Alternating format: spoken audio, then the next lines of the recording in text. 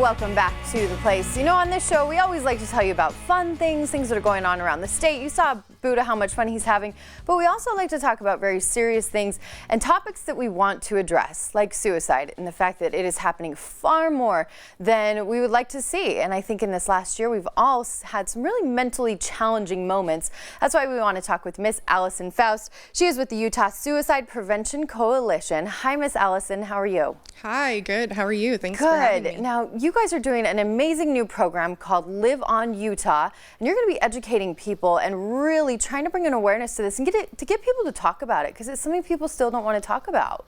Yeah, we are. We just launched in March of this year, Live on Utah, which is designed to raise awareness around mental health and suicide prevention and provide resources to people in the state of Utah.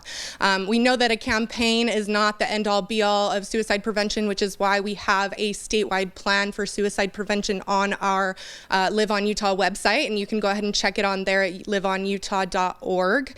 But this is certainly our public-facing campaign that can really get people talking about such an important topic. Absolutely, and we're looking at some of the campaigns you're going to be seeing, and I even saw, did I see Steve Young in there? Yeah. Yeah, wow. So tell us a little bit about that. He's sharing a story or just, you know, getting behind the idea? So Steve Young has just been an awesome partner around raising awareness around mental health, specifically around teaching men that this is something that, you know, we're allowed to share.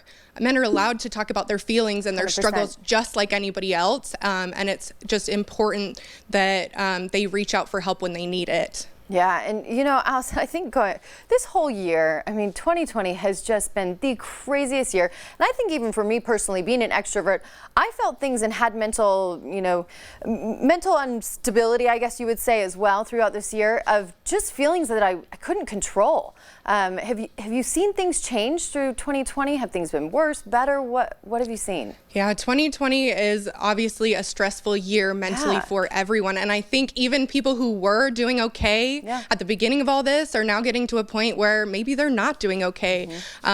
You know, whether it's financial stress or mental instability, I think that this is just such an important time for us to be reaching out to our friends, to our family on a regular basis and engaging in conversations around mental health. How are you doing today? Right. I think that that's so important right now. Absolutely. Now, what I guess I was kind of shocked, and I kind of wasn't, to know that Utah is one of the top 10 states for suicides. Yes, we do rank in the top 10 states for suicide deaths, and we have consistently for quite some time, but we are very similar to our neighboring states. And so there's a lot of things that play into that.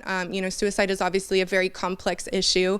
You know, we would like to say that if it was one thing, we would have figured it out already, but it's such a deeply personal and complex issue.